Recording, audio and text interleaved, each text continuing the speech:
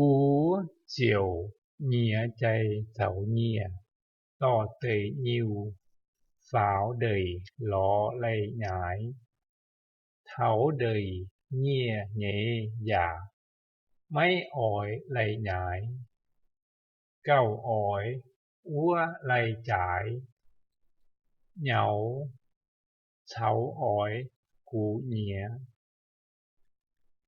Ló liu lay nhái, cú chiều quấy úa đầy liu. Cú nhia tài, chiều ló tới qua, cần nhúa đầy. Ló cao lau khải phả, mấy mài qua dạo. Mài nhê qua, dạ giả, nhấu hay, cú mấy ỏi.